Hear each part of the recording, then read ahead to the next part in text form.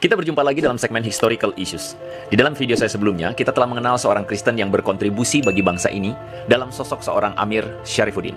Nah, kali ini kita akan mengenal seorang Kristen lainnya yang turut berkontribusi di dalam membangun bangsa ini. Siapa sih yang menyangka bahwa Masjid Istiqlal, yaitu masjid terbesar di Asia Tenggara, yang menjadi kebanggaan bangsa Indonesia, arsiteknya rupanya adalah seorang Kristen? Wow! Saya kira hal ini agak aneh ya kedengarannya, karena di Indonesia belakangan ini muncul friksi antar agama yang begitu tajam. Ada pihak-pihak tertentu yang berusaha untuk menciptakan fanatisme dan sentimen beragama. Contohnya saja beberapa waktu yang lalu ada oknum ustadz yang menuding bahwa Masjid Al-Safar, rancangan Ridwan Kamil, sebagai produk dari Illuminati. Bukan hanya itu, bahkan ada pula tudingan receh yang dilancarkan oleh pihak tertentu mengenai Masjid Raya Daan Mogot atau Masjid Raya Kiai Haji Hasyim Asy'ari, yang katanya arsitekturnya mengandung kristenisasi di sana. Kacau jiwa memang. Kita sedang berhadapan dengan banyak narasi radikal yang berusaha untuk merusak cara beragama di tengah keberagaman yang kita miliki di Indonesia. Dan ini harus kita lawan bersama. Karena itulah saya berusaha untuk menghadirkan sebuah potret keberagaman melalui kisah Fredrik Silaban, sang perancang bangun Masjid Istiqlal. Kita akan menemukan sebuah sejarah bagaimana Indonesia dibangun dengan begitu elok di atas keberagaman agama. Dan inilah yang akan kita pelajari bersama demi masa depan kita. So, let's make it simple, make it meaningful.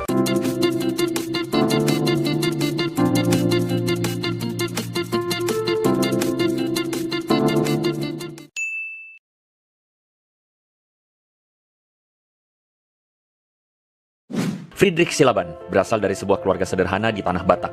Ayahnya adalah seorang pendeta. Dia lahir di Bunandolok, Tapanuli Utara pada tahun 1912. Dia menempuh pendidikan di Hollands Inlandse School di Tapanuli, lalu melanjutkan studinya di Sekolah Teknik Menengah di Koningen Wilhelmina School atau KWS Batavia. Oh ya, by the way, sekolah ini adalah hasil dari penerapan politik etis yang diterapkan oleh pemerintah Hindia Belanda sebagai kebijakan etis, yaitu balas budi terhadap sumber daya alam Indonesia yang sudah diambil oleh pemerintah Hindia Belanda. By the way lagi, politik etis tersebut adalah hasil dari pemikiran Abraham Kuyper, seorang pendeta, seorang teolog, sekaligus seorang negarawan di Belanda. Jadi ini adalah kontribusi kekristenan secara tidak langsung yang memungkinkan lahirnya generasi terdidik, putra dan putri bangsa Indonesia. Nah, data sejarah mengenai ini dapat Anda saksikan di dalam ulasan saya sebelumnya, yaitu jejak kekristenan di dalam pergerakan kemerdekaan Indonesia. Kita lanjut ya. Nah, jadi selepas pendidikannya di KWS, Fredrik Silaban kemudian bergabung menjadi tenaga juru gambar bangunan di Batavia. Keuletan dan disiplin yang diwariskan oleh ayahnya membuat karir Silaban semakin naik. Ia bahkan dipercaya untuk menjadi Kepala Dinas Pekerjaan Umum Kota Bogor untuk menggantikan para pegawai Belanda yang dimasukkan ke dalam penjara oleh tentara Jepang. Minatnya yang tinggi pada studi bangunan dan arsitektur pada akhirnya membawanya untuk memperoleh kesempatan untuk memperdalam ilmu arsitektur di Akademik Van Bronckhorst Amsterdam pada tahun 1949 sampai 1950.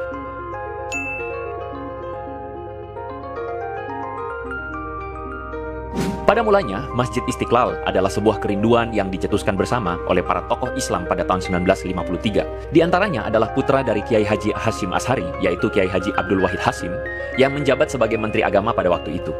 Beliau mengusulkan agar Indonesia memiliki sebuah masjid yang menjadi simbol bangsa Indonesia. Selain itu, beliau pun mengusulkan nama Al-Istiqlal, yang artinya di dalam bahasa Arab berarti kemerdekaan. Presiden Soekarno sangat mendukung usulan tersebut dan segera mencanangkan pembentukan Yayasan Istiqlal. Untuk itu, dibukalah sebuah sayembara untuk mewujudkan rancangan masjid tersebut. Dari 30 rancangan yang masuk, hanya 22 rancangan yang dianggap memenuhi persyaratan. Dan menariknya, yang terpilih sebagai rancangan yang paling merepresentasikan semangat kemerdekaan bangsa Indonesia adalah rancangan Fredrik Silaban yang diberinya judul Ketuhanan.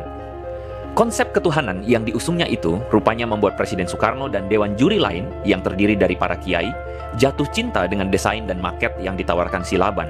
Bahkan, sang presiden sampai berucap, "By the grace of God," karena merasa bahwa visi dan gagasannya tentang Indonesia terwakili oleh karya Silaban tersebut.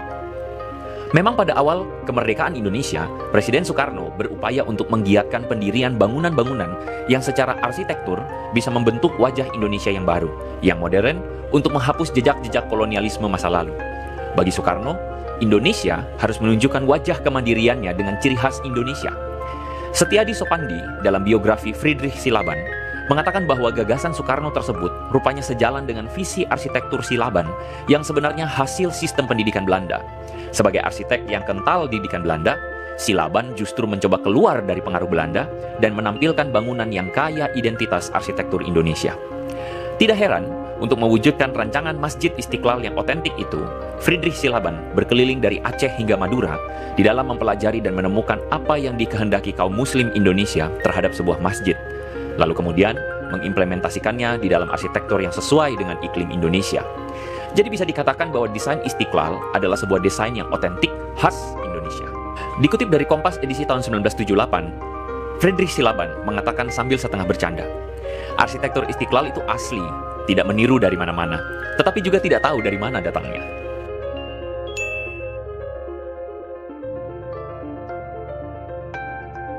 Terpilihnya karya Silaban, seorang Kristen, di dalam rancang bangun Masjid Istiqlal adalah sebuah prestasi bagi Indonesia.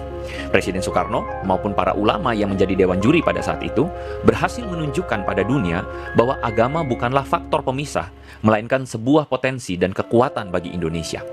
Bahkan, data sejarah mengatakan kepada kita bahwa pemenang juara ketiga sayembara Masjid Istiqlal dimenangkan oleh Han Groenewegen, arsitek Kristen asal Belanda. Hal ini menunjukkan sikap keterbukaan dan kedewasaan beragama yang dimiliki oleh para pendiri bangsa kita. Dan dari fakta sejarah ini, kalau dipikir-pikir, lucu juga ya, bangsa kita ini. Setelah merdeka 75 tahun, justru masih ada sebagian kelompok orang yang masih memakai dalil agama untuk memecah persatuan kita. Bagaimana menurut teman-teman? Bangsa kita ini makin dewasa atau makin kekanak-kanakan di dalam hal beragama? Ada sebuah cerita menarik lagi, yaitu soal pemilihan lokasi Masjid Istiqlal.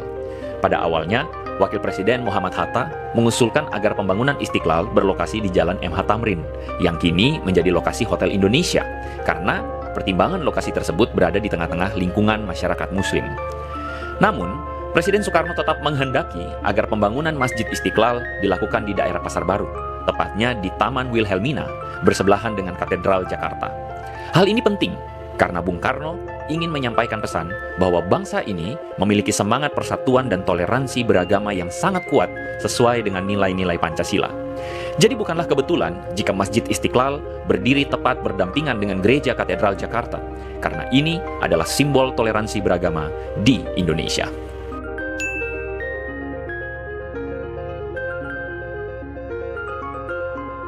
Pembangunan Masjid Istiqlal memang memakan waktu yang tidak sedikit, 17 tahun lamanya. Sejak pemancangan tiang pertama pada tahun 1961, Friedrich Silaban tidak pernah absen untuk memonitor pembangunannya. Pagi-pagi buta ia harus berkendara dari Bogor menuju Jakarta, karena ia ingin agar rumah ibadah itu berdiri sempurna. Dikutip dari sebuah wawancara dalam Historia.id, Poltak Silaban, putra dari Friedrich Silaban, mengatakan bahwa meskipun ayahnya itu sudah tidak mampu berjalan, beliau tetap bersikeras memantau dan memeriksa setiap jengkal Masjid Istiqlal, meskipun harus ditandu dengan para stafnya dengan kursi roda. Friedrich Silaban akhirnya menutup usia pada tahun 1984, 6 tahun setelah karyanya Masjid Istiqlal selesai dibangun. Bukan hanya Istiqlal, warisan arsitektur karya Silaban kini masih dapat kita nikmati melalui Tugu Monas, Stadion Gelora Bung Karno, Gedung Bank Indonesia, Gedung Universitas HKBP Nomensen, dan beberapa karya lainnya. Dan mengenai hal ini, dapatlah dikatakan bahwa peran dan kontribusi Silaban bagi dunia arsitektur Indonesia modern sangatlah penting. Maka tidaklah berlebihan jika Silaban disebut sebagai Bapak Arsitektur Indonesia, sekaligus sebagai Grace of God, sebagaimana diucapkan oleh Presiden Soekarno. Jadi dari data sejarah yang saya paparkan ini, bagaimana menurut Anda semua? Seberapa besar kontribusi sang anak pendeta, Friedrich Silaban ini bagi bangsa kita? Lantas bagaimana seharusnya kita menyikapi fanatisme agama dan intoleransi yang belakangan ini muncul jika dibandingkan dengan sejarah yang barusan kita simak ini? Apa pendapat teman-teman? Silakan tuliskan komentarmu di bawah.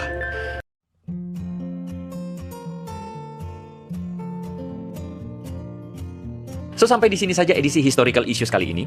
Ini adalah segmen yang saya tujukan secara khusus untuk mengedukasi setiap kita melalui rangkaian riset data sejarah. Jika ada masukan maupun koreksi, silakan tuliskan di kolom komentar di bawah ya. Jadi saya harap riset ini mencerahkan kita dan menolong kita agar semakin terinspirasi untuk menyatakan iman kita dengan berkontribusi positif bagi masyarakat luas dan bagi kemajuan bangsa kita. Sampai ketemu di video berikutnya. So make it simple, make it meaningful, make it rich.